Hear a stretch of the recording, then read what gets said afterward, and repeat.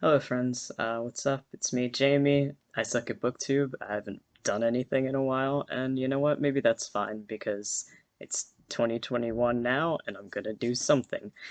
I'm gonna make a February TBR. Now that I have a bunch of physical books next to me, they don't all fit in frame, but I'm going to show all the covers, so it's fine. I have one kind of classic, and then the rest of them are pretty much all like fantasy, sci-fi, that sort of thing. So I'll just start with kind of the odd one out. Uh, Dostoevsky's House of the Dead. I got this from a used book sale. I've kind of wanted to read it for a while. It's falling apart a little bit. As you can see, the pages are kind of coming out, but that's okay because they're all still legible. I've been kind of working my way through Dostoevsky stuff for a while, so whenever I get around to this one, I'll get around to it. I read like 10 pages the other day. But that's that guy. I'm pretty sure it's about like a guy who gets sent to prison because Dostoevsky got sent to prison in Siberia. It's that whole kind of vaguely biographical take. Um, so that's gonna be fun to see. I mean, not fun, but and then next is Aisha Monet's The Black Veins, which I'm really excited to read. I've wanted to read this for a really long time, pretty much since I heard about it. It's a road trip story. I'm pretty sure it's YA. It has magic, it has all that stuff like found family stuff, and I'm pretty sure that this is a self-published book, which is awesome because I've heard so much about it and I want to do self-publishing, and I just think it's a great thing to support and encourage self-published books. So that's the first. This is probably the first one on the list I'm going to read this month. And then I have How Much of These Hills is Gold by C. Pam Zhang. Um, and I heard about this from a podcast actually. I believe it was Reading Glasses podcast, where one of the hosts said that she was reading this, and I was really interested. It's kind of a Wild West about two siblings who are from an immigrant family, and it's kind of I get like a magical realism sense to it. At least that's how the people on that podcast described it. I feel like I don't know a ton about some of these books that I have here. I just know like the vibes, so I'll find out more when I read them and talk about them more, I guess, hopefully, if I make more of these videos. So,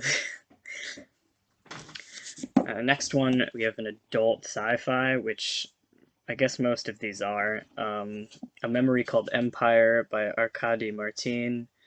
Uh, and this one's about pretty sure like an intergalactic space opera sort of thing, space setting. I keep cheating. I keep reading off the backs of them, but I. It's about an ambassador, a space empire. I've heard there's some kind of LGBT uh, something going on in here. I should that goes without saying is that there's probably LGBT themes in most of these books, just because I don't really like to read anything that probably doesn't have it in it. Although I love stuff that doesn't have LGBT like representation, but I try to stick to my zone. I know what I like. And yeah, speaking of LGBT stuff, this is Master of One. I think this is also a YA, um, and some kind of heist situation. I don't know much about it more than that, other than there's Faye in it, and is probably, again, has LGBT stuff in it.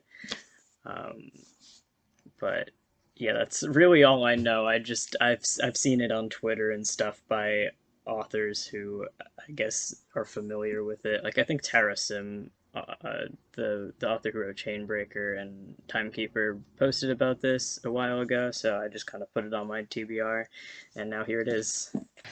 I know nothing about this. I'm gonna read the back really quickly. A Big Ship at the Edge of the Universe by Alex White.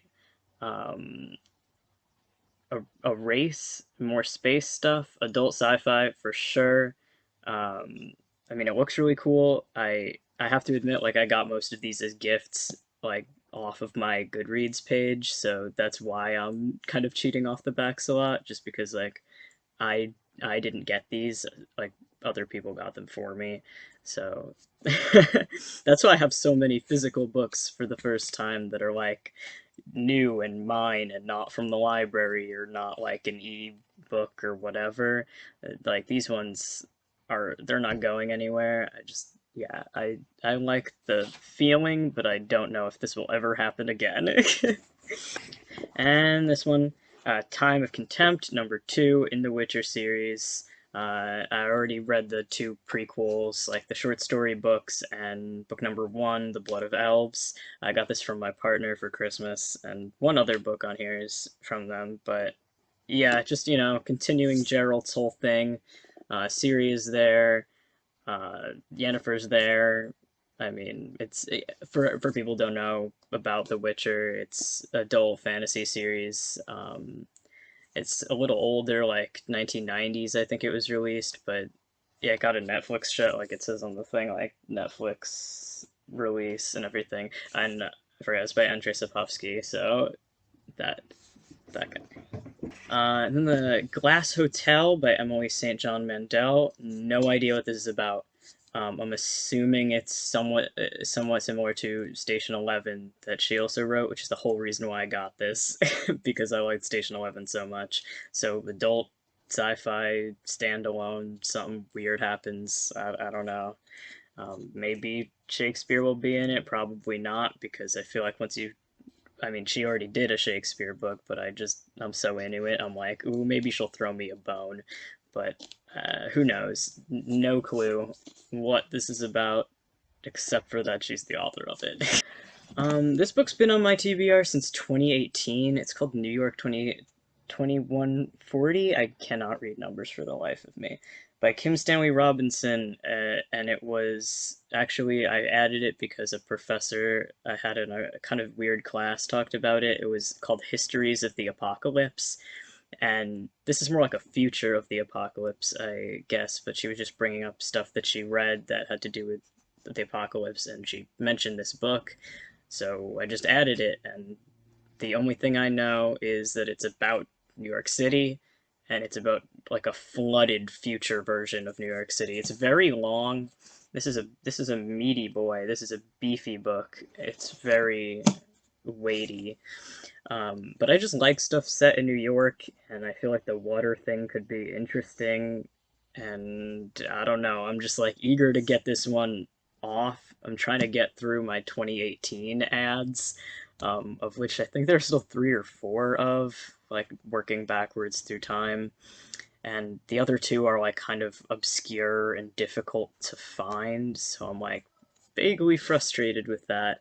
One of them is an essay book about swamps and bogs, and it's like, I guess, academic, but it's not on any university library catalog I search, and it's like $28 to buy it new.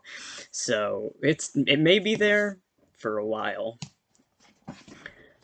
This is another book I got from my partner, actually. The Boneshard Daughter by Andrea Stewart, first in a trilogy of adult fantasy or sci-fi. I mean, speculative. It's kind of, where do we draw the line anyway?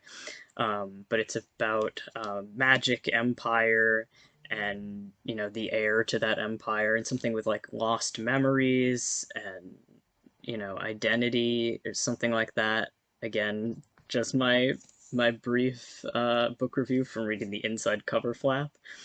But I've heard this is really good, and I'm excited to check it out. And if I like it, I'll probably wait for the rest of the series to come out and read that too. Sometimes I get hesitant weirdly about starting trilogies or starting a series, because then I'm like, then I don't think it's to cross anything off my TBR. I love crossing things off. It's kind of a compulsion at some point, but then I'm like, dang it, if I like the first one, then I'm gonna have to add the second one and the number will stay the same. But it's fine. I'm trying to ignore that feeling, and if I like it, we'll definitely get or find the second one. This other beefy boy is The Name of All Things by Jen Leons. It's the sequel to The Ruin of Kings. Um, it's kind of an epic fantasy standalone. Not standalone, obviously, because it's a sequel. Uh, but what was the word I'm looking for? Like blockbuster? I don't know. I don't know what word I was going to use to describe it, but it's very long and meaty. It's the kind of book that has about 1 million footnotes at the bottom of pages, so like that, like, you can flip through and find them. I just love footnotes in books. It just seems so, like, such a fun stylistic choice. Um, and if I can remember accurately, from several months ago, what the series is about, um, it is about a magical lad who is the heir to a throne of this country, and he kind of never really knew that. He grew up as like a thief, and he gets in possession of this stone that kind of controls people's souls. And there's a lot of like time skipping back and forth between different points in this dude's life, and I believe, you know, kind of a typical epic fantasy stuff like overthrowing regimes and swords and like old gods and whatnot. I just really liked it. It felt very fresh and readable as compared to some other epic fantasy that kind of like I got to the second book and I was like, this drags. But I hope that problem doesn't happen here, and it doesn't start doing that, because the first book was so great. I was just like, I scooted right through it in a matter of days. So definitely like a longer one. Probably not going to read this one near the top of the list, but I'll get to it. And then the last book, yet another meaty one, like a big cartoon sandwich, is The Grey House by Mariam Petrosyan. And this is a translated book from Russian. I really, again, don't know terribly much about it, other than I've seen people on Twitter talk about it and say, like, oh, this book is so weird, it's so good. And I really love Russian stuff, and things translated into and out of Russian, I don't know, it just really interests me. It seems to me to be like a living house where students who have various disabilities live, and the house is like kind of like a hive mind. Now I'm just reading this back cover again. It can control time or something, like the house is like alive, it's sentient somehow, and I don't know. I just kind of like that whole concept, and hopefully it will be good for how long it is. And oh my goodness, the text is so teeny. These pages are extremely long for how large a tome this is, so definitely a bigger one. And then that's all for like the traditional TBR kind of thing, but I have a book that I'm sort of kind of reading, but not like reading because I can't just sit down and read it. And that book is The Russian Witcher. This is the first book, um, which is The Last Wish, or Posledny Zelashny. Um, and as you can see, it has kind of a different cover. It's a hardback as opposed to all the softback books. I got this in the fall, and then I just kind of was so busy that I never got around to reading more than the first chapter. But the reason why it's hard for me to read this is because I obviously don't know all the words, so I keep having to sit down and like annotate the book myself so I can remember what words are which, and just like constantly be typing stuff into dictionaries and all that sort of business. But since I've read it before, I kind of know, like, characters' names, like how events happen in what order. And yes, this is called, in Russian it's called Vidmak, um, so just Witcher. And yeah, definitely a challenge for me to keep doing this, but it's something that I find fun, and hopefully will make me get better at reading in Russian. Um, and yeah, that's basically it. If you watched all of this, probably poorly edited video, because, spoiler alert, I've yet to find any video editing software that doesn't destroy my computer's whole brain and whole day. Then congratulations. Thank you for doing that. Um, and we'll see what happens if I finish all these or if I don't, and how they stack up to my expectations.